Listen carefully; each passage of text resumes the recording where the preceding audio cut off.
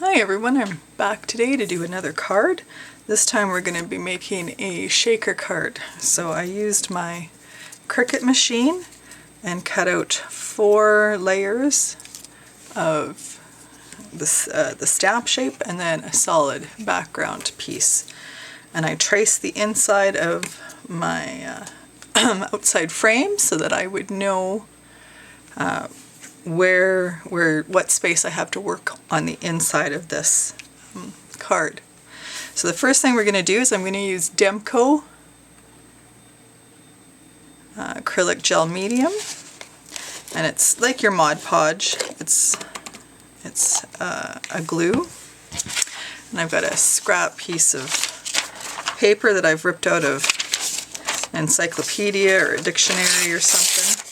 And all I'm going to do is just rip that down so that it will fit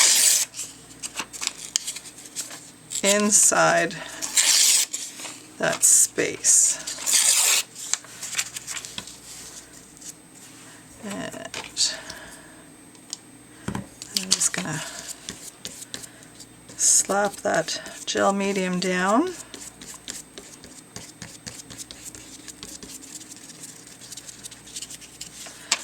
Stick that in there.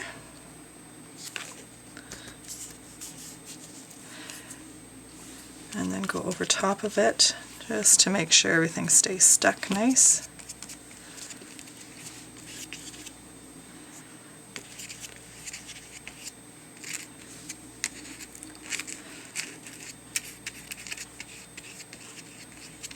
I want those edges all adhered down.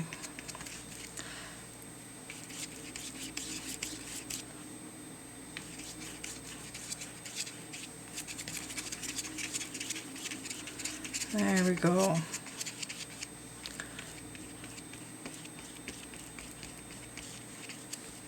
If you have some bubbles pop up or anything like that, nothing to worry about. Okay, I'm going to go and dry that with my heat gun and I'll be right back. Sorry about that. So I've got my gesso on there, and you can take a baby wipe or a paper towel now and just kind of dot it and blot it around. You don't want to take all the gesso off, you just want to be able to see some of those words. That gives you just a real nice kind of smoky look over top of all those words. So I'm going to go and dry this and I'll be back. Alright, so I'm back. That's all nice and dry. I'm going to pull in my glass mat for the next step. Sorry about those glares. It's real hard sometimes to camouflage that. Let's see. There, that's better. We'll be working on this.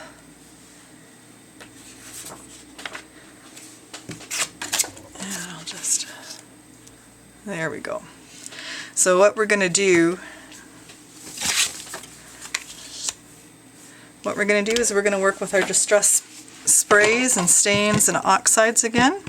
So I'm going to come in first with this ice spruce. Make sure with your oxide sprays, because they're opaque, you got to make sure you get all the pigment mixed up.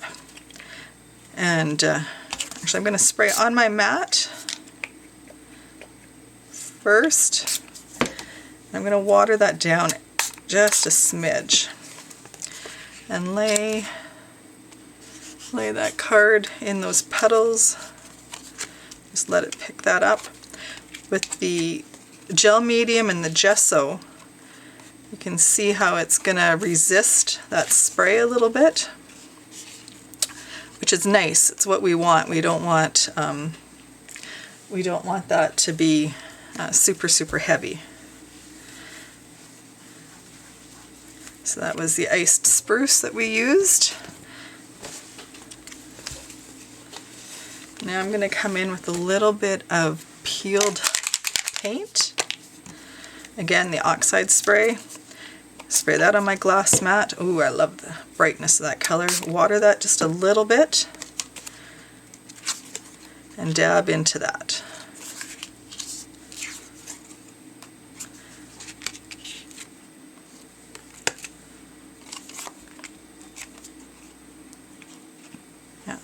good. Clean that off. Alright, I'm going to go and dry this real quick before I come in with my next color.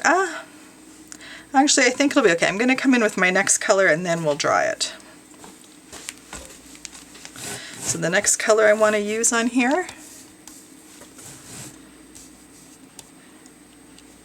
is going to be the Distress Oxide Spray Fossilized Amber.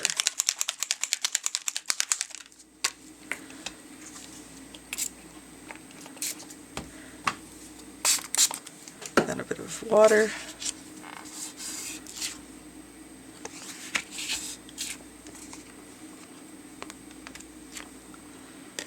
Perfect. Alright, so I'll be back when this is dry. Alright, so I'm back. I've got that dried off.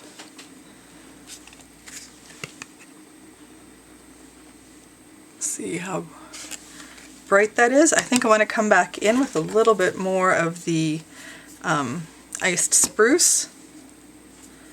So I'm just going to spritz that down with a little bit of water, and I'm going to spray the iced spruce directly onto my paper this time. Just let that settle.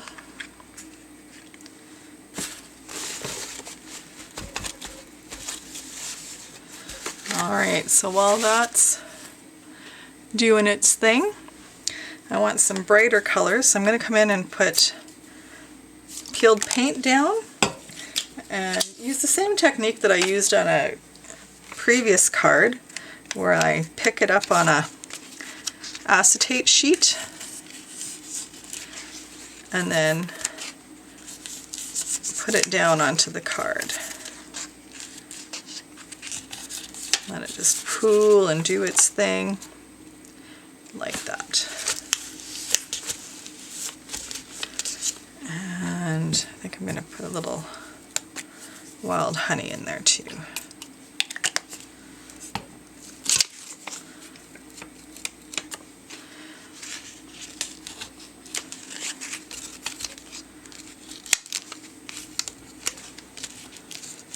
Yeah, I like that. Alright, so I'm going to dry that and I'll be back. Alright, so I'm back. That's dry. You can see how those colors are starting to build up in there now. I think I still want some more iced spruce though, so I'm going to just take and spray that right on there and let it move around. And that's one of the nice things with the oxide sprays, is as long as your layers underneath are dry, you can spray this on and keep mixing, and you're not really going to get muddy colors. Just letting that pool and run.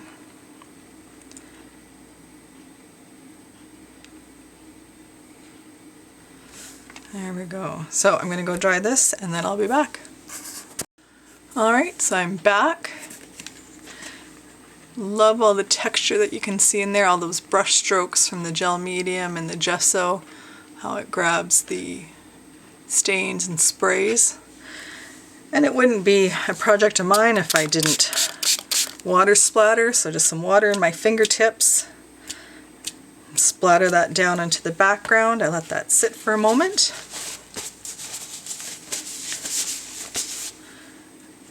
And then I just dab up that excess water.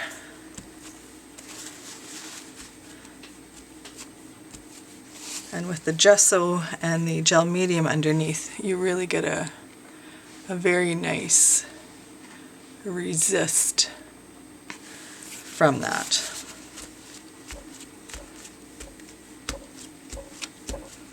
Alright, so now what I've done is I've printed out some pages from Graphics Fairy. I have a membership to their premium site, but they've got free images as well, just on their general members page. And I think, couldn't decide if I wanted to go with steampunk or if I wanted to do travels. So I printed out one of each, and then they've also got some fun washi paper. So I printed out a page of that as well, and I really, really like that. So we're going to do a little bit of collaging now. So I'm going to just move this up and out of the way a little bit. And we're going to cut this apart. You can use your paper trimmer. I'll just grab a ruler and a box cutter.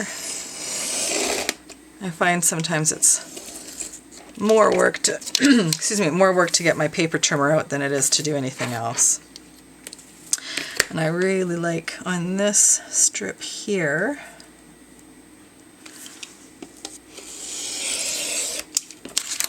I really like this little postage, corner of a postage stamp that they've got sticking out. So I'm going to cut that, and I think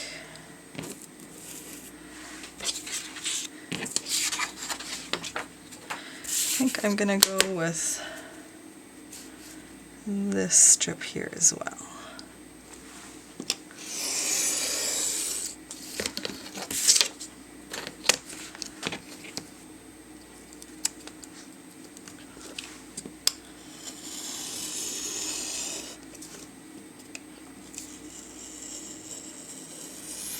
There we go.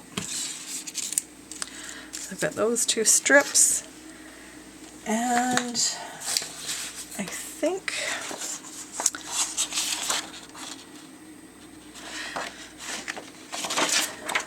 I really, really like, I'm going to go with Journey.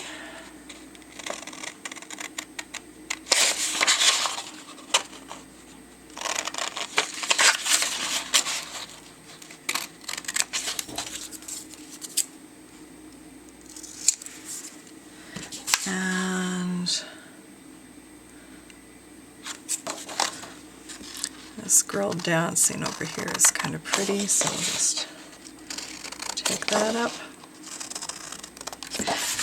These collage type pages are lots of fun. This is where you get to really just play, and I think I'll put one steampunk image in. I'm gonna put this globe in here, because why not?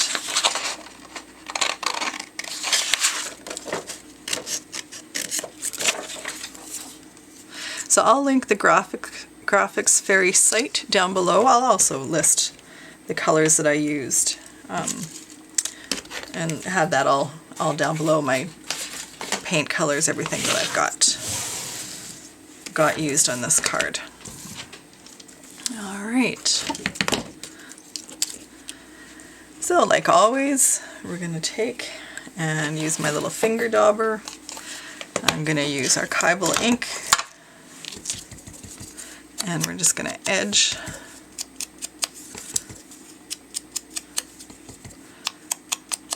those papers, make them look old, a little bit older and worn.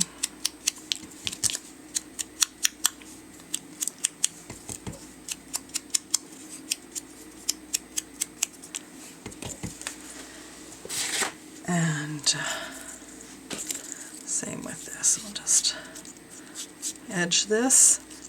I edge most of my papers and embellishments that I add to any project, whether it's a card, art journal page, anything. I just find it just helps give it some definition, make it stand out from the background.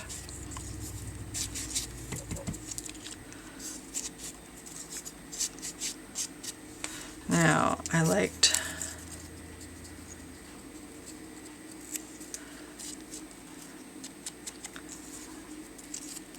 this part here, like the words on this. And of course that's going to be too big for put it on like that. That looks good. And then I wanted just this postage stamp off of this piece, so we'll rip that. I've gone out of frame when I've been inking and stuff, I'm sorry. Oh, and it looks like my battery is about to go dead, so I'm going to have to go and charge that. So I'll be back to show you how I'm assembling all of this once my battery's charged. Talk to you later. Alright, so I'm back. I took a couple days break. I got busy doing other things for the weekend. I'm going to finish this video off today. Now, seeing as how I took a few days off between where we left off with everything drying and where it is today, I've decided I want a little bit more interest in the background. So I'm going to use my Impression Obsession stamp with the crackle background. It's one of my favorite background stamps. I'm just going to pull all of this off. And I'm going to use my archival ink. And I'm just going to put just a little bit of the crackle in there and just crackle up that background a little bit. Now the other thing that I like to do on pretty much everything I create is some splatter. So I'm going to put some black splatter in here as well. So I'm just picking up a little bit of black paint. My favorite paint to use is black gesso. This one's from Demco. Demco is a great paint line. It's very affordable to purchase. Does a fantastic job of giving you the coverage you need.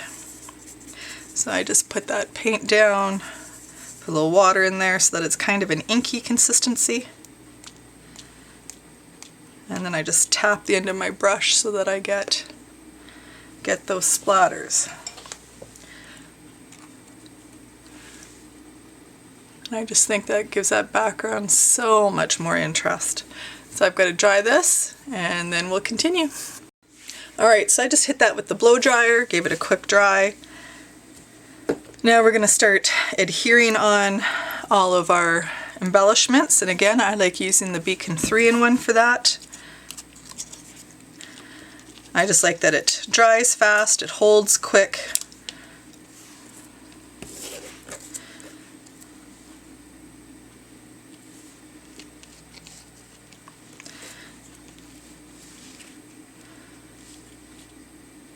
And everything should fit inside the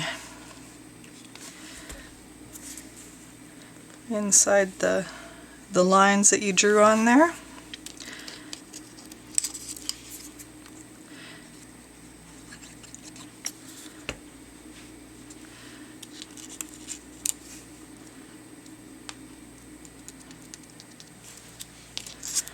One of the other things I like about the Beacon 3-in-1 is that if any glue comes out from underneath, give it a minute to dry and it just rubs right off your project.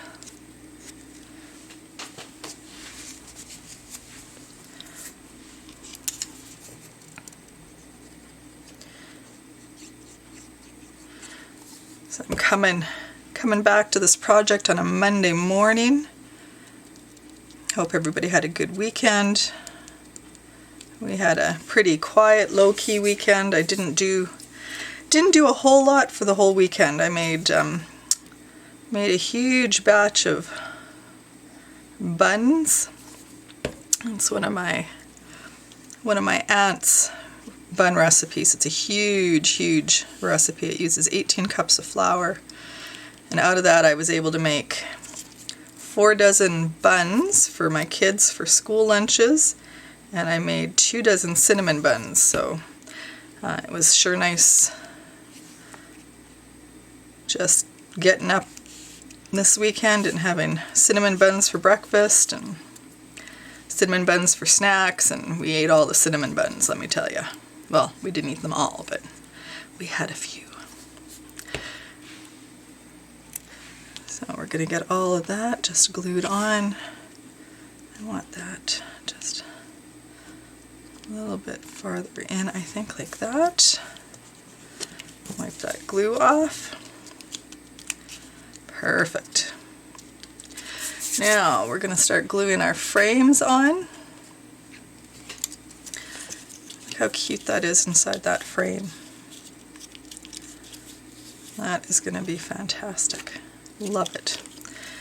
So I'm just going to use my beacon again here.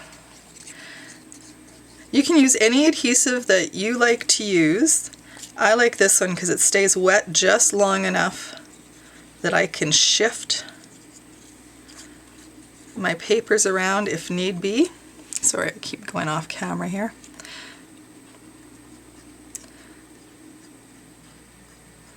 You want to make sure you've got that adhered down really good because, like I said, this will be a shaker card, so you want to make sure that whatever you're using for your shaker embellishment stays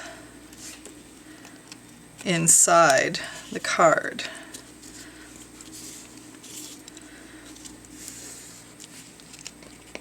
Now, a lot of people will use foam dots or dimensional foam for a project like this. I like to just cut multiple cardstock layers and use that instead, just because I always find that my dimensional foam, something manages to slip out of that. But if you only have dimensional foam, or that's, you know, what you want to use if you don't want to use up all your cardstock, that's quite all right. One of the things I will do is I'll use go to Michael's and get their cardstock packs for something like this, so that it's, you know, an inexpensive cardstock that I'm using, and save my good quality cardstock for other projects. I like using a good higher quality cardstock for my card bases, and like I said, I design pretty much everything on watercolor cardstock, or watercolor paper, sorry. Just because I use wet mediums for the most part to design my projects with.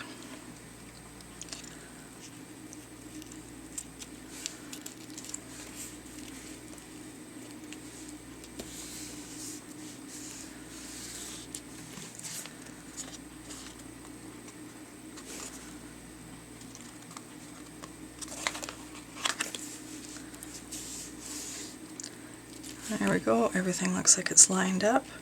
Just going to give that a minute for that glue to dry before we adhere our top layer onto that. Now what I'm going to be using for my top layer is transparency.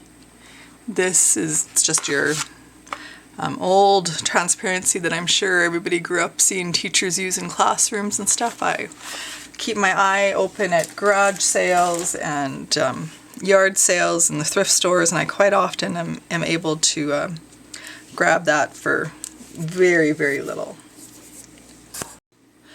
Alright, so I was thinking about using some sequins in here in the shaker, and I think I still will use just a couple in there. But I've been in a bit of a use my stash kick here lately. Let me move you in just a smidge here. And I've got all these micro beads, so I'm going to put a few of those in, just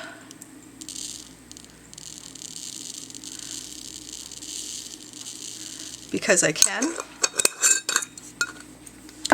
And then I've got some chunky glitter, so I'm going to put just a little bit of that in as well. So I'm just going to gently set that off to the side. So depending on what size you cut your stamp design too. I ended up cutting my overhead transparency here to 3.5 by 4.5 inches, and that fits just nicely inside. So I'm just going to run just a small bead all the way around.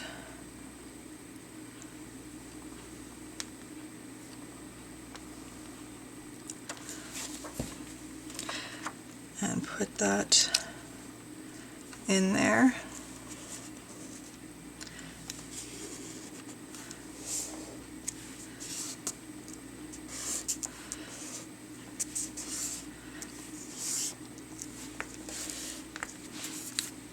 Nice.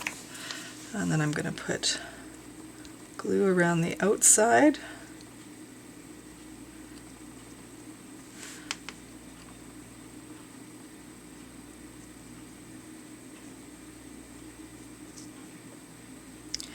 Again, like I said, I'm not super shy about putting my adhesive on because I want to make sure that everything stays well adhered, and I don't want to have all the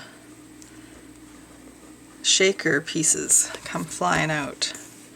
So it looks like there's a lot of glue on there, but there really isn't. It's been very controlled in how I've applied it. So make sure you've got all your fuzzies off your screen.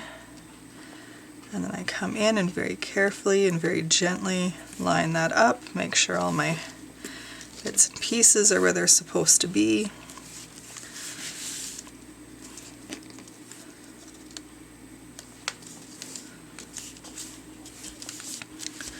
And I just hold that so the glue has a minute to settle in place.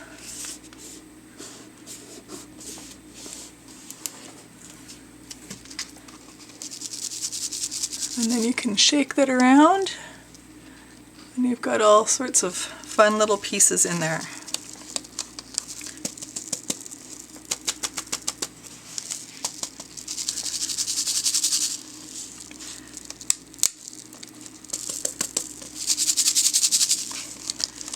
And then we're going to take and adhere that to our card. And I always have lots of card bases cut and ready to go. I'm just going to adhere that to a cream card base. I'm not going to worry about backing it or matting it because I think the card itself is so pretty. And again, you know the drill, lots of generous amount of adhesive on the back so it stays adhered to the card.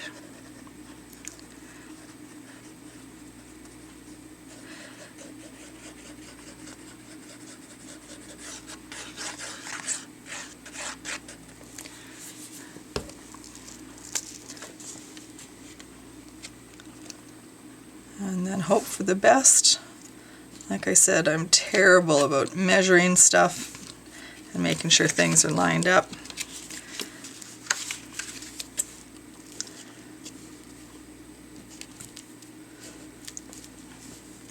Yeah, and of course that's crooked. There we go. Is that a little bit straighter maybe?